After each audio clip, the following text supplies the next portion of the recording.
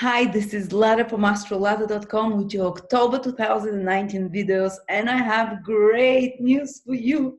The astrological cosmic weather will be sunny. It will be like a breath of fresh air. All the planets are moving forward, which means that we can move ahead with our lives and goals and plans. We'll be very productive as well. We'll be very initiative because the Libra season is season of action. And because there are no retrograde planets this month, it means that things go according to our expectations. We don't get frustrated because of delays, because of obstacles. We don't have to think of plan B and C. So move ahead with confidence and positivity. The star will support you. And even some of you might have difficult personal transits because everyone has a horoscope that no one else in the world has.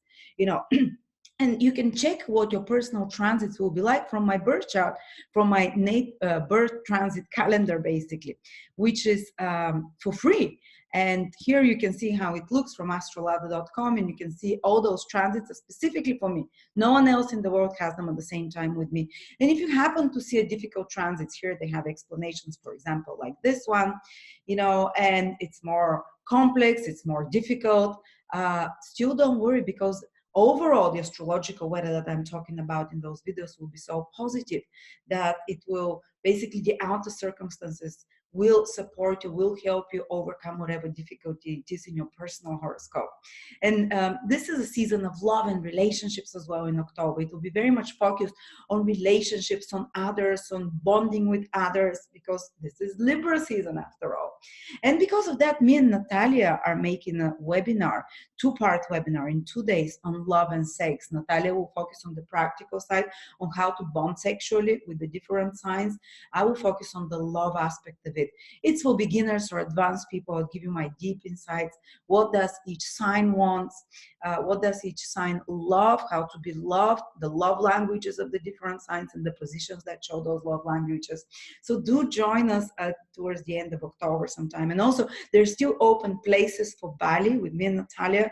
Very, very boutique retreat. Now it's open also for men. It's webinar to focus on giving birth to your goddess, inner goddess, and God or inner God. And I'll work specifically with each person on their personal horoscope, and Natalia will work individually with each person and each woman or man on their issues. So that's very tailor-made. All right, so let's dig into the October horoscopes.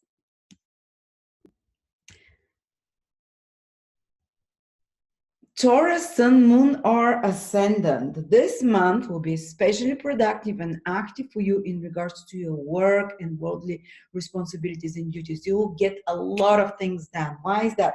Because two planets of action, two masculine planets that trigger you into activity, are going to be in your sixth house for most of the month.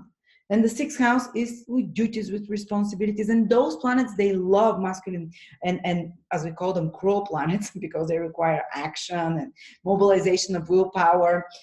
They love being in the sixth house because the sixth house is the house of problems. So then you're more willing to deal with problems, to fix them, to confront them without fear. When they're difficult or kind of hard planets there, we become tough cookies, and we're like, okay, let me get all this thing that I've been postponing done. Let me fulfill all my checklist, and you have the energy, the drive, the ambition to do that. If you've been a bit lazy to organize your house, to clean around, to organize your business, if you've been a bit lazy to do work, to do responsibilities and duties, well, now this laziness will disappear. Now you'll get yourself into action to do all these to-do lists, to get a lot of work done behind the scenes, the ones that you've left behind, to fix things. Sixth house is the house when, if we have some problem, something's not going, something is not well organized, something is broken, to go and fix it, to mobilize yourself for that. So you can fix something around home or around your office, or around, and you're not afraid. The sixth house is the house of enemies as well. This month, you have power over your enemies. These are people that are trying to undermine you in any way. These are people that not necessarily very benefactor with good intentions towards you, but the two strong planets, the planet of the king and the general, the sun and Mars in the sixth house of war, as we call it. So if you are having to fight some battle with someone, it's like the universe is on your side. It's giving you the strength, the sun and the Mars, to overcome your enemies. Ancient Vedic astrology says that when the sun and Mars are in the sixth house, or even one of them, you can overcome your enemies. So you can win some battle, maybe verbal, because it's in Libra, sign of communication. But which indicates that there might be some imbalances, there might be confrontational situations there, but those you come on top of them. You come on top of those situations. The sixth house is also the house of work. So we're going to get, some of you can get very mobilized to start looking for new jobs and to move forward or to take on new projects. Do that. This is the right time to initiate new projects at your work. Some of you, if you've been kind of putting aside the time to prepare your CV or whatever, now start to actively pursue, because Mars and the Sun, they're planets that pursue, that go after the things they want. Pursue that job, that career opportunity, that work opportunity, because you're going to have, as I said, the stars helping you with that. And actually, like, be proactive, go and demand to speak with someone or whatever you want. Or if you want at your work to propose something, you have a better working plan, you have something that will help the company or whatever, go and offer it, speak. You might be quite it's like, don't be afraid to take that initiative, because you have the ability to make changes there, to improve things and to be heard in regards to that. Sixth house is also the house of employees. This can be a fantastic time if you're trying to employ someone, to be productive, to employ people, and they will be very hardworking, those people. They will be very martial in nature or solar. They will be very individual, maybe very strong personalities, but they will be taking initiatives on their own. So if you're looking for employees that will not be asking you for everything, can I do that, should I do that, or only doing the bare minimum, or who are just doing you would receive now, if you're looking for employees, people that take initiatives, that are more, maybe unruly a little bit, but they're independent more, and they get the things done without waiting for your approval, and with new creative ideas themselves. But it can also create some fights with employees. So if, say, you're the boss of someone, you're a manager, you're working in a small group with people and you manage them, well, those people can become, on the positive side, more productive, more proactive. You can have something to do together, that you put a lot of energy. But on the negative side, a little bit, it might be that they're either rebelling, or that they're trying to impose their own rules, and that they're trying to do their own thing. Depends what kind of, what you prefer, basically. Sixth house is also your health. This is fantastic time now, Taurus. If there are some conditions that have been bugging you for a while, to take initiative. Mars and Sun is to take initiative to get things fixed. For example, to improve your posture, to start exercises to strengthen your back or lower back, because Taurus, Libra is their sixth house, and Libra rules the lower back and the kidneys and the internal sexual organs. So if you're having any problems there, if you've been having in particular that are more inflammatory, that are more acute, now in the sixth house with the Sun and Mars, you can take initiative to change something. Health problems that appear through the sixth house, they're due to the lifestyle we have. They're not karmic, they're not unsolvable. They can be changed with more balanced diet. They can be changed with more physical exercise, with balancing your lifestyle as well. And if some acute conditions appear, because the Sun and Mars are inflammatory planets, they're fiery, they're hot. So it's more possible now for some health inflammatory situation, like a cough, like a sudden pain, like a rash, like, this is kind of the Mars, Sun, burn cuts and stuff like that. If they appear, they can be fixed, basically. Just be careful, because such things can appear a bit more when planets are in the sixth house. But they're like a sign for you to balance your work and rest, and how you take care of your body. Fantastic time to initiate changes in regards to your health, in regards to and especially if you do it with someone, because it's Libra. And for you, the best way to start health changes is maybe to start playing tennis, or to go to the gym with another person, or to start some diet with another person, because you do best health changes when you are When you are in a pair, Libra is the sixth house for you, Taurus. All right, but also you're going to have beautiful influence of Venus and Mercury in your seventh house. These are two benefics now. The two benefics, wherever they go, they make that area of your life go smooth, without problems, easy, pleasantly.